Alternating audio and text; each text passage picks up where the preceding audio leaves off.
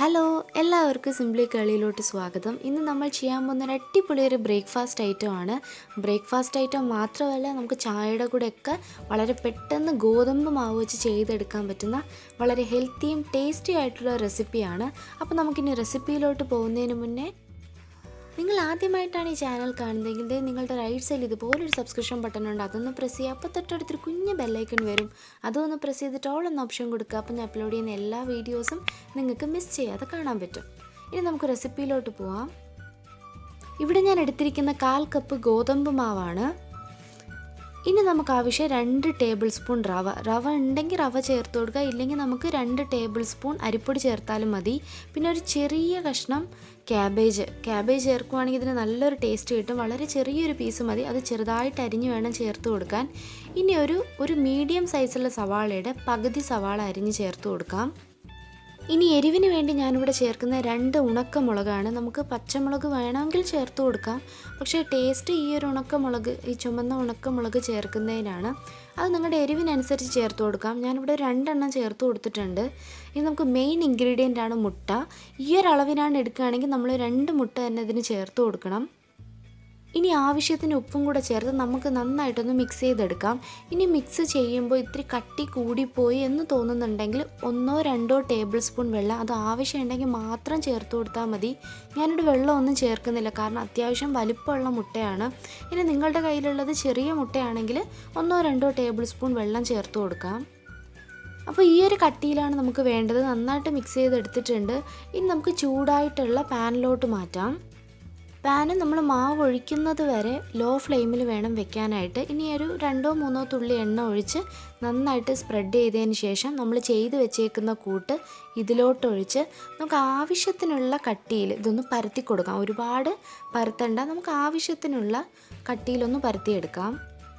ഇനി ഇതിൻ്റെ മേളിലായിട്ട് ഞാൻ കുറച്ച് സോസേജ് കട്ട് ചെയ്ത് ചേർക്കുന്നുണ്ട്. ഈ സോസേജിന് പകരം നിങ്ങൾക്ക് വേണമെങ്കിൽ മുട്ട അവിച്ചിട്ട് ചെറിയ പീസായിട്ട് കട്ട് ചെയ്ത് ചേർക്കാം, അല്ലെങ്കിൽ ചിക്കൻ കട്ട് ചെയ്ത് ചേർക്കാം. നിങ്ങളുടെ കയ്യിൽ എന്താണോ ഉള്ളത് അത് ചേർത്ത് കൊടുക്കാം.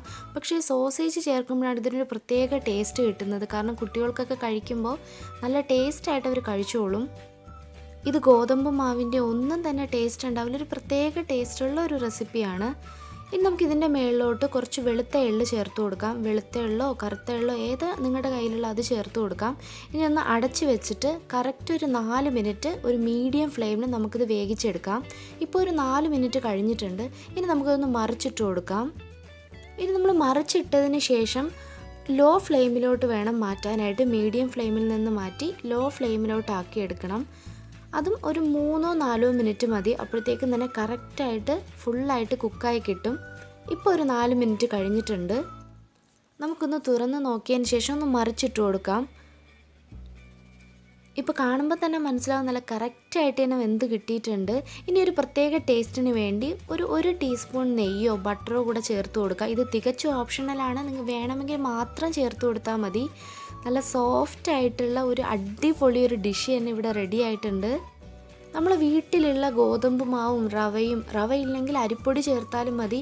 ബാക്കി സവാളയും ക്യാബേജും മുളകും ഒക്കെ നമ്മളെ വീട്ടിലുള്ള ഇൻഗ്രീഡിയൻസ് തന്നെയാണ്. പിന്നെ സോസേജ് അതുണ്ടെങ്കിൽ ചേർത്ത് കൊടുക്കുക. ഇനി സോസേജ് ഇല്ലെങ്കിൽ മുട്ട അവിച്ചത് ചേർത്ത് കൊടുത്താലും മതി.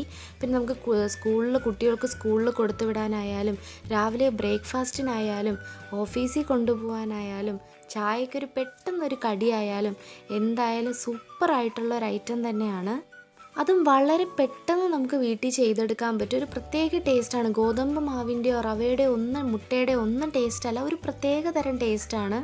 പിന്നെ എള്ളുണ്ടെങ്കിൽ ചേർത്ത് കൊടുക്കുക, എള്ളില്ലെങ്കിൽ ചേർക്കണമെന്ന് നിർബന്ധമൊന്നുമില്ല. ചേർത്ത് കൊടുക്കുകയാണെങ്കിൽ ഒരു പ്രത്യേക ടേസ്റ്റ് നമ്മൾ കഴിക്കുമ്പോൾ ഇടയ്ക്കിടയ്ക്ക് കടിക്കാൻ കിട്ടും, അത്രയേ ഉള്ളൂ. അപ്പോൾ നിങ്ങൾ കാണുമ്പോൾ തന്നെ ഇത് മനസ്സിലാവും, നല്ല സൂപ്പർ, ഞാൻ പറഞ്ഞ പോലെ ഒരു സ്പെഷ്യൽ ടേസ്റ്റാണ്. എന്തായാലും നിങ്ങൾ വീട്ടിലിത് ട്രൈ ചെയ്ത് നോക്കണം. അപ്പോൾ വീഡിയോ എല്ലാവർക്കും ഇഷ്ടമായെന്ന് വിചാരിക്കുന്നു. വീഡിയോ ഇഷ്ടമായ ലൈക്ക് ചെയ്യാനും കമൻറ്റ് ചെയ്യാനും മറക്കരുത്. അപ്പോൾ thanks for watching. See you in another video. അസ്സലാമു അലൈക്കും.